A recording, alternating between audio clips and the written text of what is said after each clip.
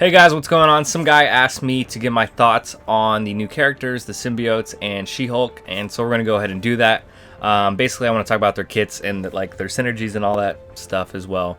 So let's just go through basically some of their stuff, some of their kit. 50% damage for the T4, 50% damage to primary target, and apply the opposite of 2 random positive effects, plus 5% healing. I think that this is a really good T4 because his ultimate will get him positive effects, and I think, spreading the opposite of what he has to the other team will help. The 5% healing I'm not really impressed with, and the 50% damage I'm not impressed with, but typically for basic T4s I like 50% damage plus something else along with it, and applying 2 negative effects I think is really solid. So I'm impressed by this one. I'm going to do my best to see, what I'm anticipating the Symbiotes to be used for is the new raid team. The same way that Black Order runs Arena, I think Symbiotes will be everyone's raid team, with some slight variation, maybe sub out Venom, but I think for the most part it's going to be Symbiotes. Now, outside of raid, I think they will be a little bit different, and I think the T4 recommendation will be different, purely because all Symbiotes in raids and dark dimensions will have 100% drain if you have the T4 and Symbiote Spider-Man's passive. So it does matter if you have that, and the context that you're using these characters, of course. So the 5% healing in raids and dark dimensions I don't think is really too impressive, just because he has that drain already. But the 50% damage and apply 2 random positive effects I think will be good. Also, I think Symbiotes you're going to use in the Gold Rush, the daily that comes out Monday, Thursday, and Sundays. I think you will need them to get through that, and I think having the T4 and that little bit of extra healing will help in that. But I think if you're planning on trying to get ahead of that, you should definitely build up your Symbiotes. It does suck that they are all bio characters though. All right, so a special 5% healing, revive a dead symbiote ally with 60% base health.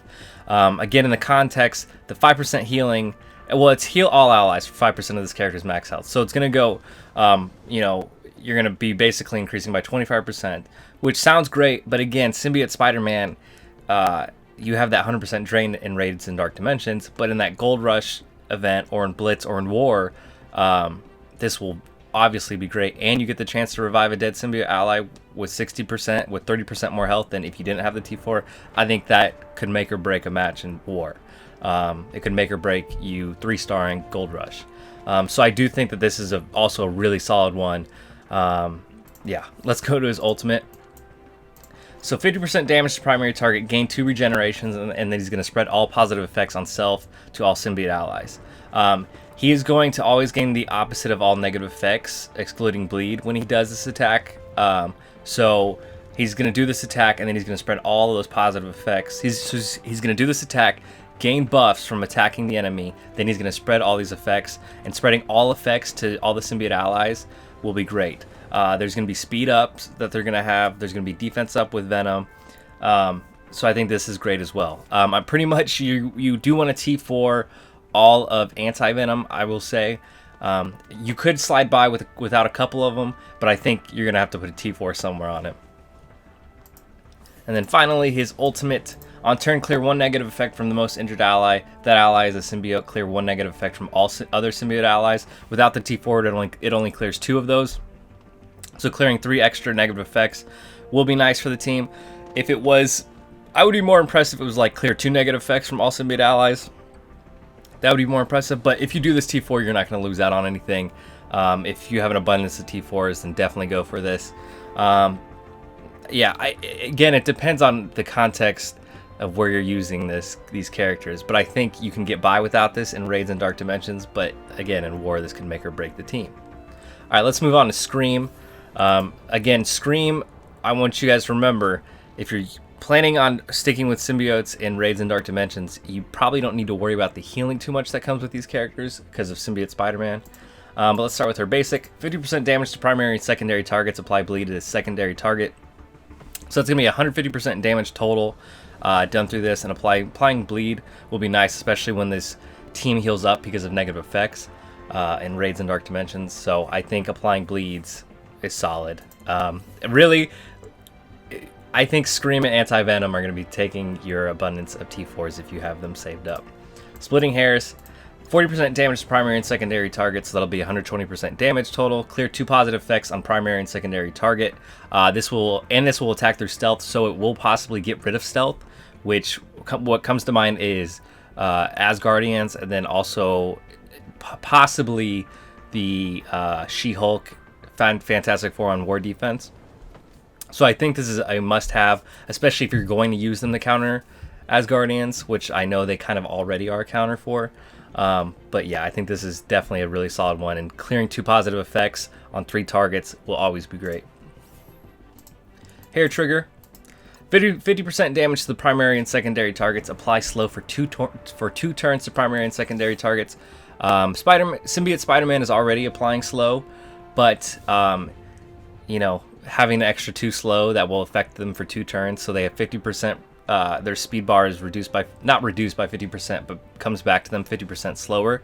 I think for 2 turns, I think that's huge, and I think in raids that'll be amazing. So definitely go for this. And then her passive, I am not going to do this one outright, just because they will have that drain, and they will be healing up for every negative effect that's on the field too. I don't think this is needed. It is 25% healing total, not just 5%. It's very similar to Minerva's passive, where whenever an enemy dies, she heals up 1 character. This character will, however, heal up all symbiotes. So it's really solid, and if you need it in raids, I mean, it might come a time where you need it, but I think long term, you can skip over this one. So pretty much Anti-Venom, I would say, you know, basic, special ultimate, maybe passive. For Scream, I would say basic, special ultimate, think about passive, and then finally we have She-Hulk. Not really impressed with her. 60% damage to primary target, that's pretty basic. 60% damage to primary target and a heal for 10% of this character's max health. That's good in the context of her team. I don't get really too excited about Alliance War teams, just because I don't know, I just don't really get excited about them. So what she will do on this team is whenever she's going to be taunting the whole match, and she will be healing up. I think if she had a heal up for Fantastic Four, she might seem a little bit better, but that might be broken. I think you'll be fine without this. Yeah, and the 60% damage and 10% healing for her 10% of her max health, again, I'm not really impressed by. Ultimate, just 60% damage. Again, that's basic. And her passive, on turn, heal for 5% of this character's max health. When she has maximum charge, she's going to do 20% damage to all targets. And on a war defense, she's going to gain 10% damage. And so is Fantastic Four. If you do this one, I don't think you'll regret it. I just, in the context of the game, I'm not really excited about this T4. It does depend if I do decide to try and re-up my Fantastic Four. If I decide to put a little bit more gear in them, I might do this. But again, I'm not necessarily going to come out and recommend any of these or say that any of these are needed for her. But definitely am way more excited about Scream and Anti-Venom. I am hoping, so we know Scream's going to be the campaign event. For those that don't know, you can easily get a 4-star character by doing 50 Power Core refreshes. So if you have your farm pretty under control and you're kind of getting caught up, I would say definitely, especially with Scream and how solid she's going to be, I would say pause your farming if you don't have the extra power cores, and just do your 50% nodes, or your 50 power node refreshes for her, and try and get a 4-star Scream. I think that'll be awesome for you guys, and I think you should pursue that if you, in the context of the game, are good on your legendaries or good on your farm. I believe that it's been announced that She-Hulk will be in a blitz. I'm trying to remember correctly. I think she's going to be in a blitz. It sucks she's going to be a 100 shard unlock. And then since there's 2 100 shard unlocks, I'm hoping that Anti-Venom has an actual event similar to Negasonic, where, you know, in the context it's going to be, you're going to be blitzing and participating in war and participating in arena and participating in raids to hopefully, you know, unlock orbs for him and stuff. I like those a lot better. It does make you, I actually blitz more for those, just because, you know, I'm not, you know, whatever my score is, I'm not kind of just necessarily blocked in there. Like, I can start getting orbs and stuff. So I like those better, and I do end up blitzing more, and I'm hoping that that's what his release will be. It is October, so it might be a Halloween event, and he is a scary looking dude. So is Scream. And She-Hulk. She's not really scary looking, and like she needs to pull those down a little bit. But I think for the most part, I'm hoping that's what that event will be.